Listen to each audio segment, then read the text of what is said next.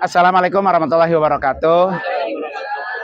Bapak Ibu sekalian, di tempat alun-alun yang sangat sejuk ini, kalau musim dingin gini enak, ramai semua sama orang tuh ya. Kenapa orang di sini banyak? Karena di sini sejarahnya sangat kental. Di belakang Bapak Ibu ini ada beberapa masjid. Ini namanya Masjid Al-Ghamamah. Ini masjid ya. Di belakang sana ada masjid, itu namanya Masjid Abu Bakar As-Siddiq. Di sebelah sana itu ada juga masjid, itu namanya Masjid Ali bin Abi Thalib. Nah, di belakang gedung ini nih, itu ada juga satu masjid kayak gitu kecil, namanya Masjid Omar bin Khattab. Di ujung sana, dekat tower itu ada Masjid Utsman bin Affan. Nyebrangnya ada jalan layang, itu ada Masjid Bilal bin Rabah.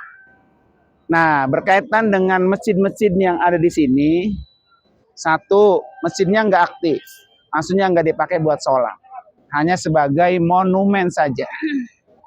Kenapa dia kan monumen? Karena itu adalah bekas-bekas tempat Nabi khutbah 2 hari raya, baik Idul Fitri ataupun Idul Adha. Walaupun sama Masjid Nabawi hanya beberapa meter, tapi kalau sholat Aid, ya hari raya, mau Idul Fitri, mau Idul Adha, lebih afdol di lapangan, bukan di masjid. Makanya Nabi selalu buat sholat hari raya itu di lapangan luas begini. Nah, bekas Nabi khutbah itu, khotib itu, bekas-bekasnya lah dibangunlah monumen.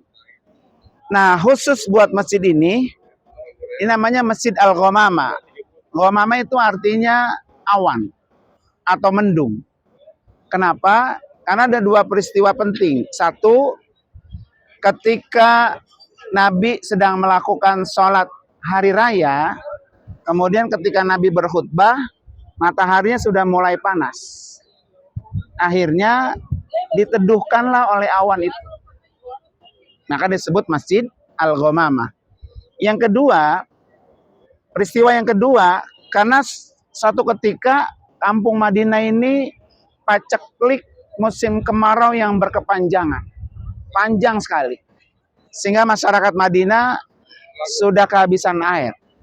Sehingga Nabi menginstruksikan kepada seluruh kaum muslimin, mau laki, mau perempuan, mau dalam keadaan menstruasi, pokoknya datang ke lapangan ini untuk melakukan sholat sunat istisqa. Kalaupun perempuan itu cukup menghadiri, tidak sholat ya. Sholat sunat istisqa itu adalah sholat sunat minta hujan.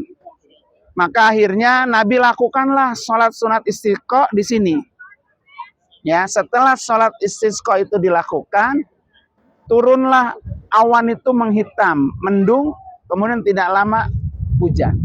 Nah, peristiwa tempat dilakukan sholat sunat istisqa di tempat ini, maka akhirnya masjid ini dinamai Masjid Al-Ghamamah. Nah, ibu bapak boleh masuk melihat secara lebih dekat seperti apa bentuknya, karena masjidnya dibuka untuk bapak ibu yang mau berziarah, yang mau pengen tahu lebih dekat kondisi masjid baik Ghamamah, baik Abu Bakar, itu terbuka lebar. Nah, ini namanya alun-alun Masjid Nabawi. Jadi kalau sholat-sholat yang bentuknya sholat sunat kayak hari raya atau sholat sunat istisqa, Nabi tidak lakukan di dalam masjid, tapi Nabi lakukannya di lapangan luas atau yang disebut dengan musola. Jadi musola itu adalah tempat sholat seperti ini. Nah, ini dalam beberapa tahun belakangan ini sudah diperbaiki, dijadiin tempat kalau anak muda itu nongkrong-nongkrong, ngobrol-ngobrol, karena di belakang itu banyak kafe-kafe, banyak jajan-jajanan, ya, makan-makanan ringan. Nah, ini hotel-hotel sepanjang sana itu biasanya dipakai buat jamaah-jamaah haji, termasuk jamaah umroh yang paling dekat di wilayah sini.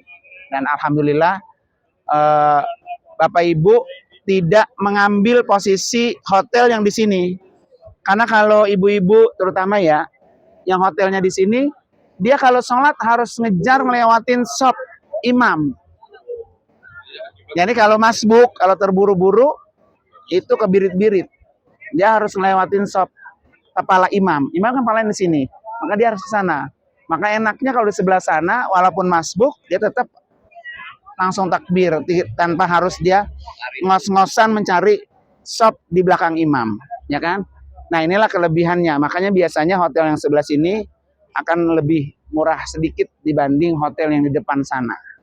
Ala kulihal, Bapak Ibu sekalian, bisa datang ke tempat yang penuh dengan sejarah dan ke tempat yang penuh dengan kemuliaan, sehingga orang-orang yang datang ke sini insya Allah akan menjadi orang-orang yang dimuliakan oleh Allah Subhanahu wa taala. Ala hadini al-Fatihah. A'udzubillahiminasyaitonirrajim. Bismillahirrahmanirrahim. Alhamdulillahirabbil alamin arrahmanir rahim maliki yaumiddin iyyaka na'budu wa iyyaka nasta'in ihdinas siratal mustaqim siratal ladzina an'amta 'alaihim ghairil maghdubi 'alaihim waladdallin amin. Bismillahirrahmanirrahim.